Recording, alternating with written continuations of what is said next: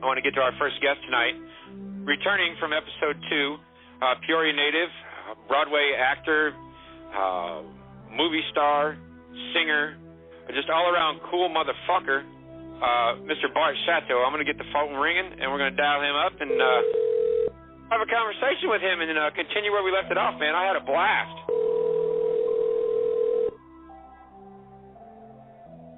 The last time. Hey, what's up? Hey, motherfucker, what's going on? How you doing, man? Man, we are fucking doing great. I'm really looking forward to talking with you. I didn't want to let you go last time, dude. We had so much to talk about. I had a great time, and I'm sure your show is geared for these MMA freaks, and I'm sure they're like, Jesus Christ, Jeremy, what the fuck are you doing? I mean, you're bringing on this has-been actor, this washed-up New York actor, and then all of a sudden you bring on this old guy who starts talking about Peoria history. What? This show is going in the fucking tank. Oh no, man. I hope not, man. I mean, it's a mixed bag. It's a very eclectic show, and I love the show, man. It's awesome. We have a blast with it, and the whole thing we were looking to do was just to branch out and do different things with the other nights that we pay for and didn't do anything with. And so I came up with this idea and, wanted to make sure that P-Town was introduced to some of its natives that, have done some cool shit. And, man, whether people listen to it or not, I have a fucking blast. So, that's what it is. You know what? And that's all that matters, man, because you know what? If you have joy, it will follow, and the people will follow with your joy, man. That's getting all Matthew McConaughey, all right, on you, but, that's the way I believe.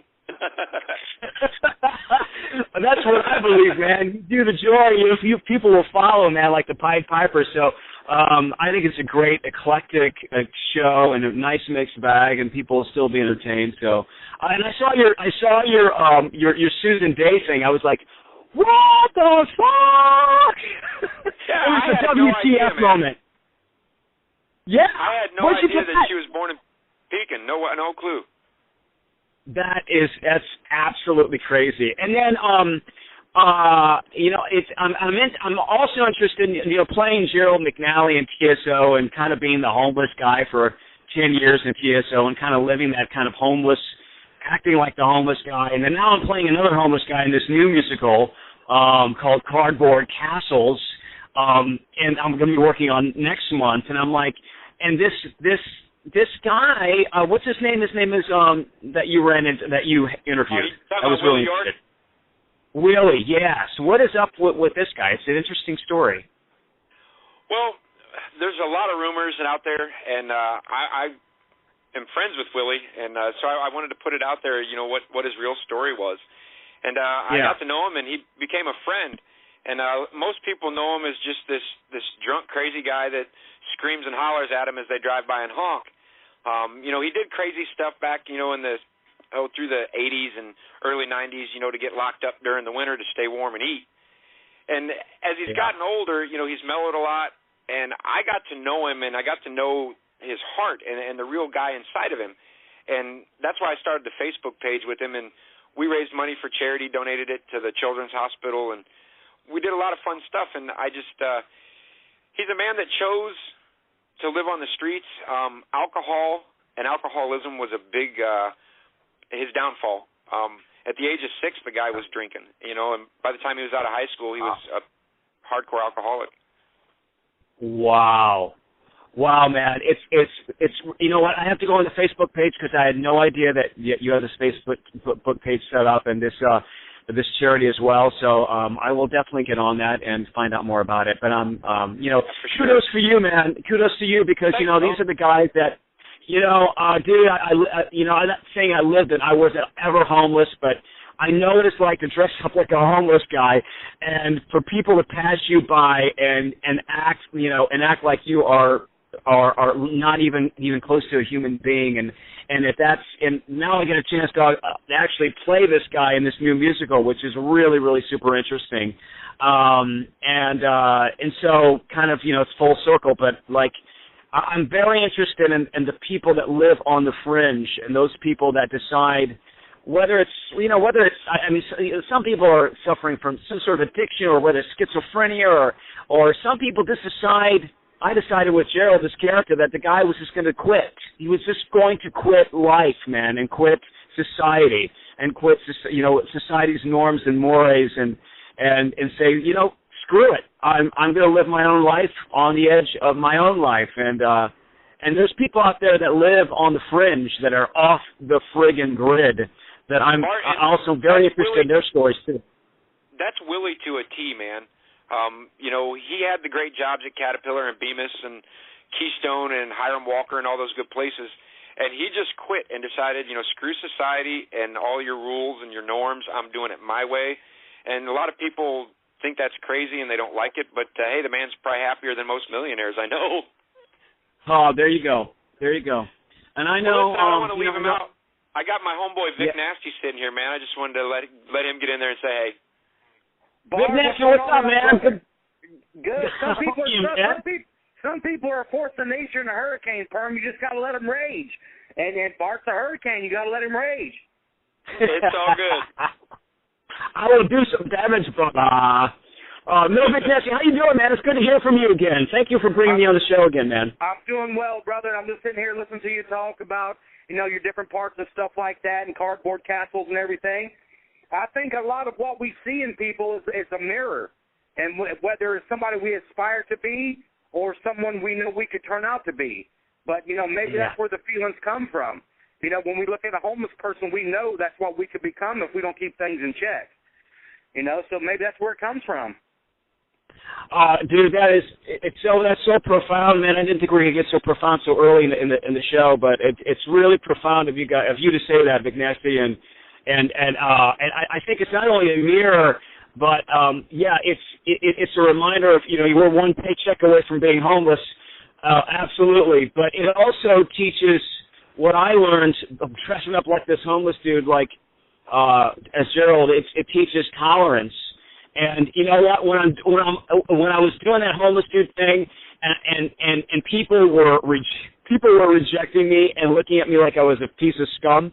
And then when I go on stage and they realize it was an act, and they look at themselves and they go, "Oh man, God, that's you start to look at yourself a little bit differently at how you treat other people. It's tolerance, and it's all about tolerance, compassion, and empathy. And I think it's a real lesson, man. It's a real lesson for all of us to look at those people that are, that have made those choices and those decisions, or have had a tough break, or decide to leave society, whatever. It's a choice. It's not for us to judge, but for us to love and empathize and be compassionate with, and to embrace.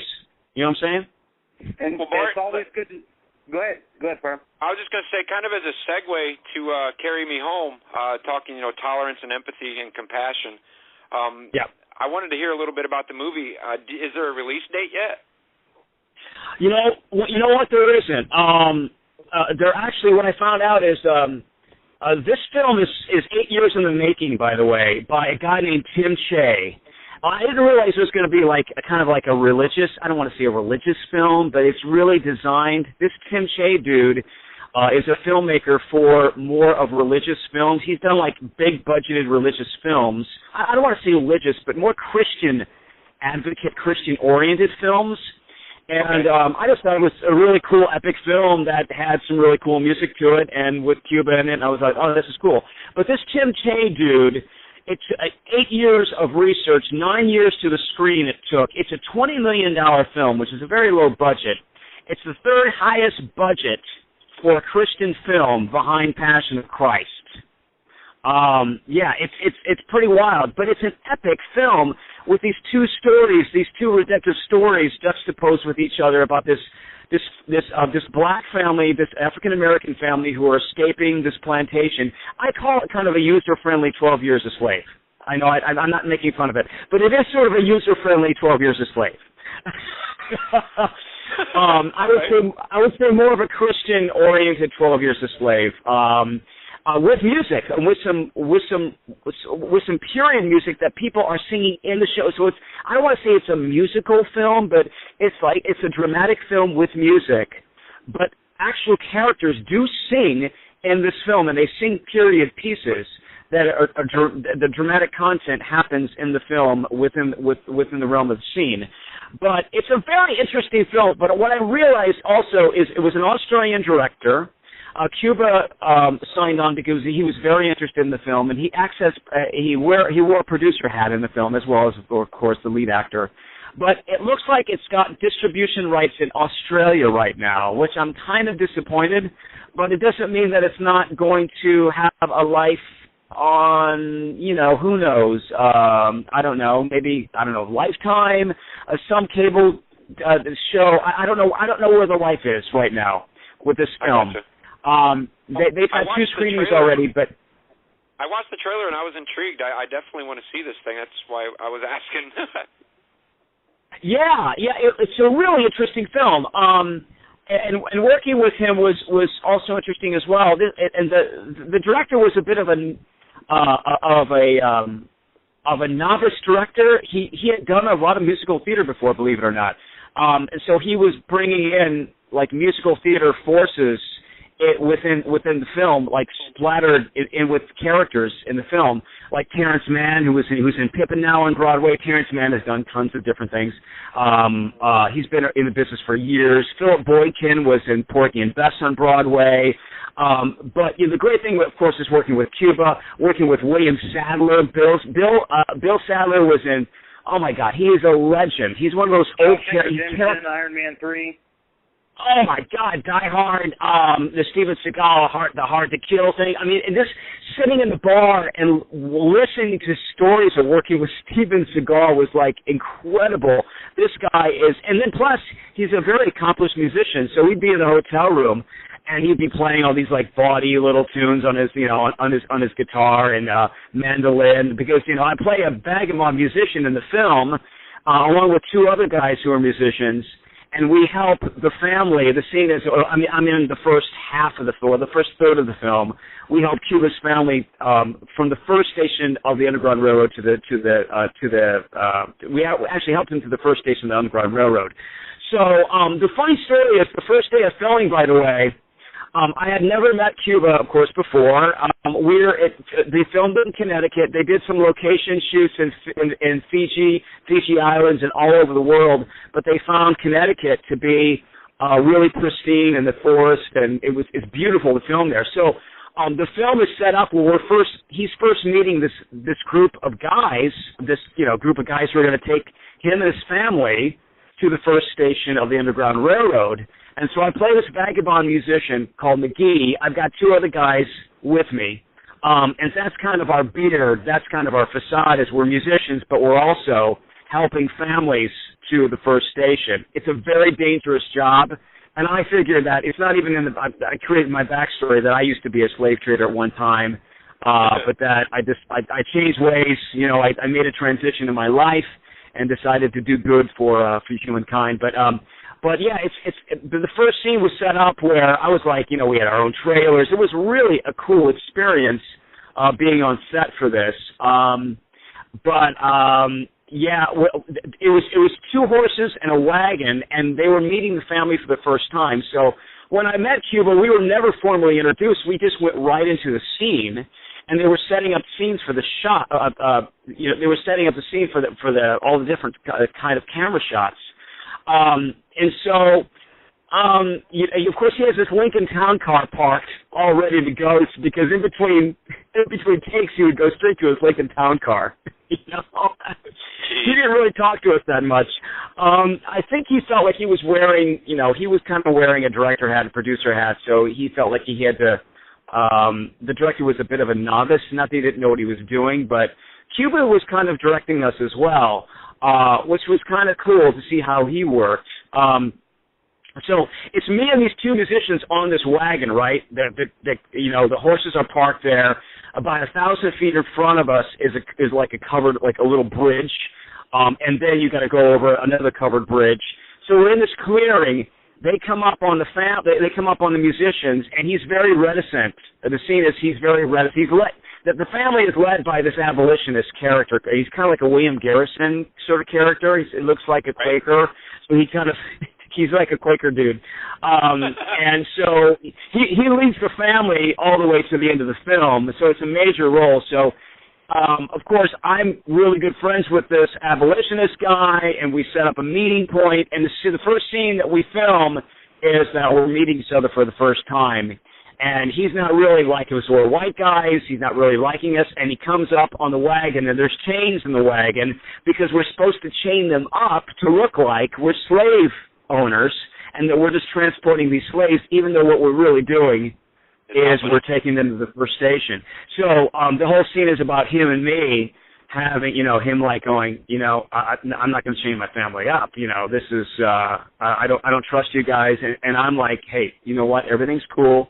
Just get in the wagon. It's all for show. It's chill, man. Chill, dude. It's all for show. It's all for show. And he's like, no, I'm going to walk alongside the wagon. I'm like, no, dude, come on up. So I offer my hand. He gets up there.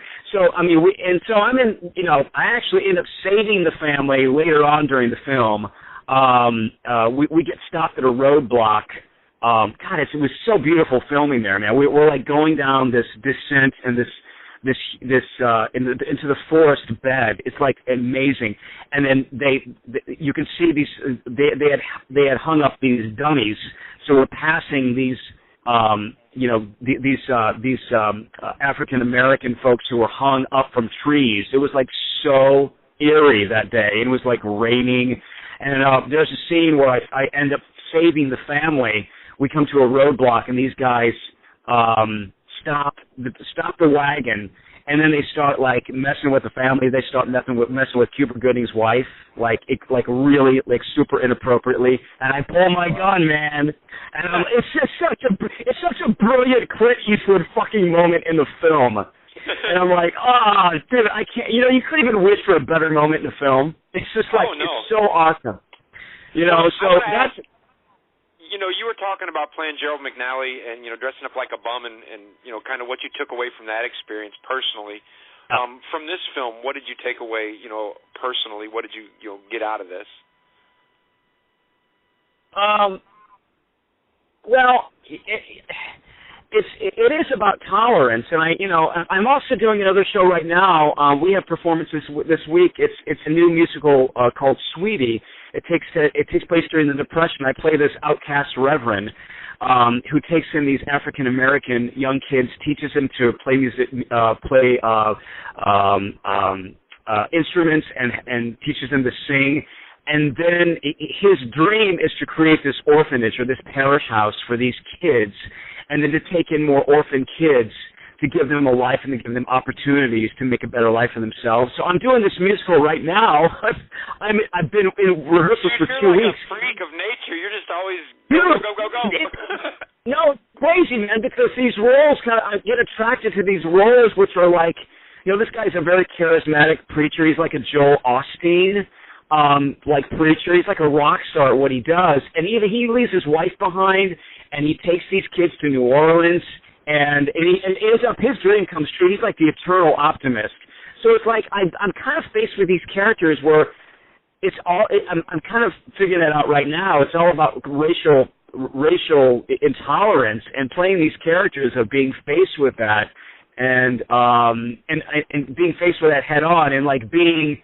I don't want to say being the white guy who sees the black person, I don't want to be the white guy who sees the black guy.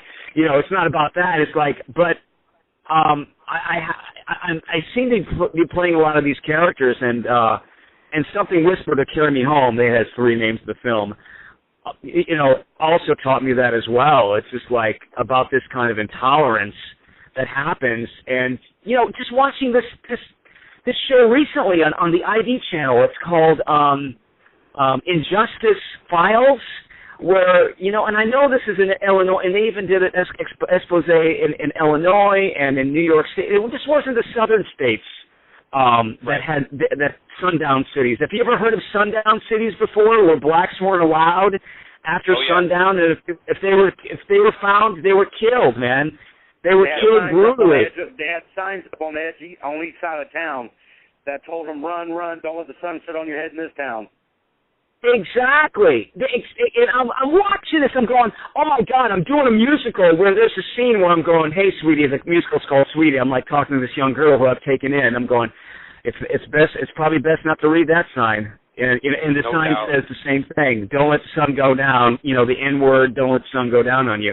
So it seems like I'm just like ensconced with all these roles, which is about racial intolerance and then watching this going, I'm doing this musical right now, which is about this girl who's coming up from nothing.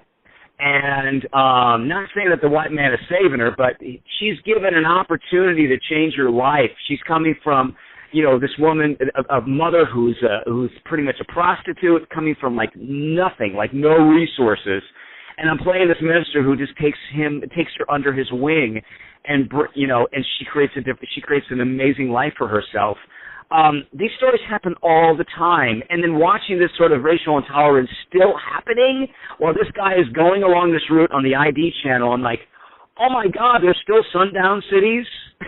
You know, it's like, this is crazy. So yeah, that's what that film has taught me, man. But the real quick story was when we started filming the scene that I was talking about with the wagon and the horses, sure, the two musicians and I, Rob and Luke, were on the wagon, right? So just before the cameras start to roll, all of a sudden, something spooks these horses, and all of a sudden they fucking take off at a breakneck speed with us in the wagon. Oh shit, hang on. Oh my God, this is not supposed to be, this is not part of the movie! Right. The thing, I swear to God, it's going like 20 miles per hour, this horse and wagon. And the horse trainer is like, oh shit. He's like chasing after us. We go over the straw bridge. We come to a fork in the road. They don't know whether to go left or right. Finally, we get stopped. I don't know if it was about a couple thousand feet, but it felt like a mile. But I think one of the guys was like, Luke in the back was like, show me the money! Dude, it was awesome. I was like laughing. It was such a great time. But these guys were scared shitless. Everybody was a little riled by it. But that's how I started off my first day of filming. You know, Carrying Me Home. Was this horse and wagon is taking off at 20 miles per hour, like, you know, at a breakneck pace. I think Cuba was in his town car at the time, but you know, you know that's what happens when you're a star. So right. Well, listen, we got just maybe 2 or 3 minutes left with you, Bart, and I'm a huge John Hughes fan, and I know you had mentioned to me in the past that you auditioned for The Breakfast Club. What? I did. And you know, I was just talking to my... Yeah. I was just talking to my mom a couple days ago in Peoria. She wants me... You got to get me back on the show, dude, because I got to tell you another story about my first play at Bergen and how it got me into a lot of trouble with the police. And I'll tell you about that later. But you got to bring me back on the show in 6 months. I don't care if it's a year. But this Breakfast Club thing is, a lot of people don't know this about me. But if you look at old pictures of me, I look just like Anthony Michael Hall. Okay? All right.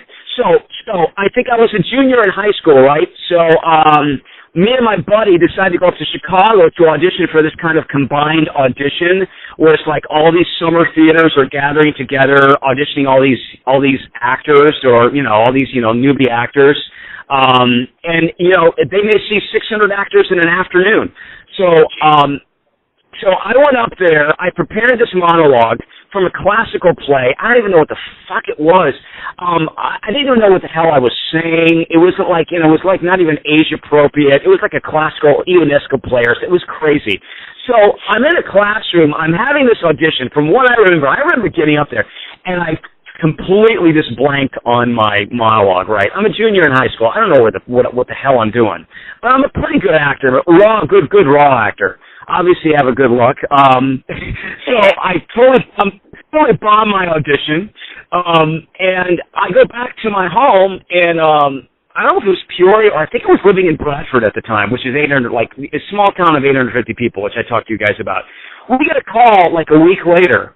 My mom answers the phone, and they want me to come to Chicago to audition for this film, based on this audition that they saw me do in Chicago.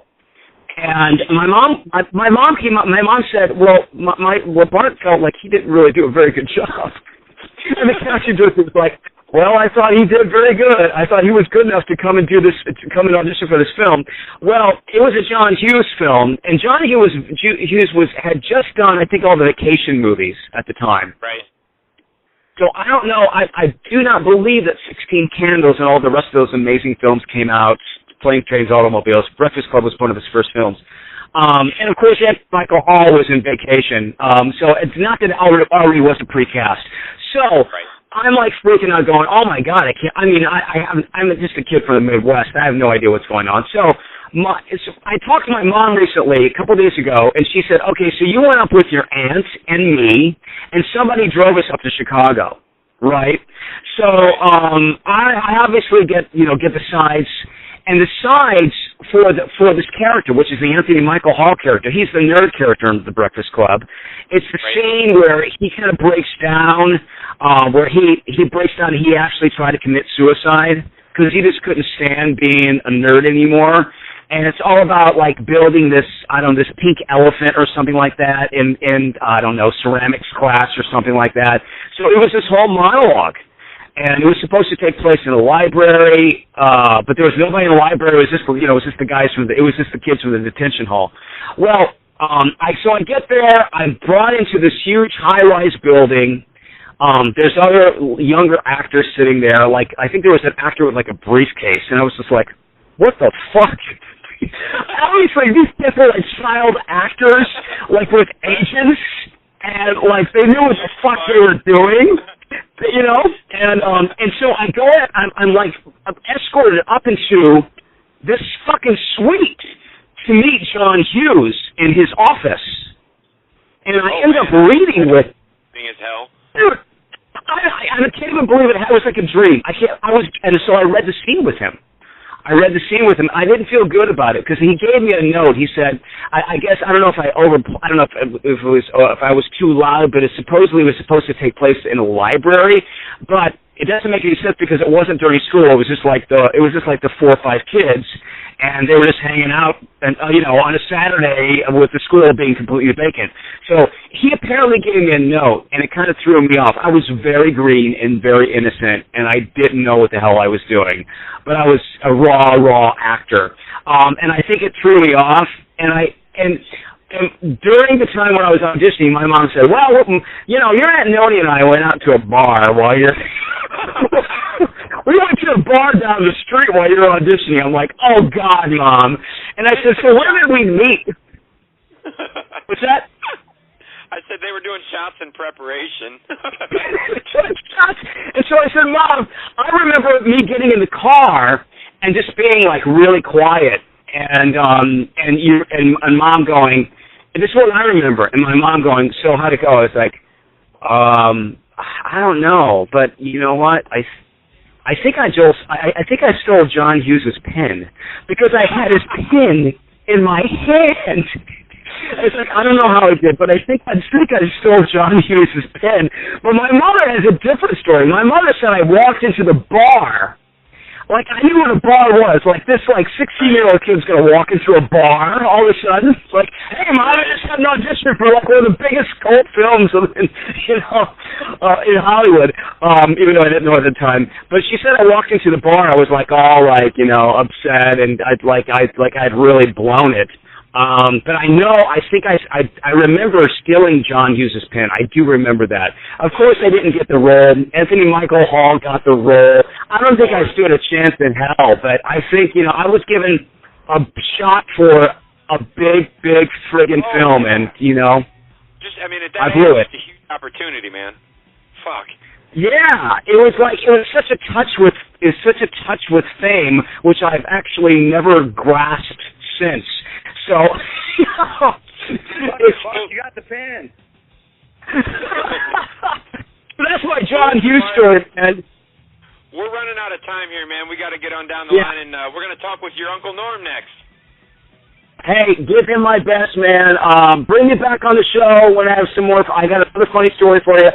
And thank you guys for bringing me back. It's such a pleasure to talk to you guys, and you take care and keep the peace, man. Right on, Bart.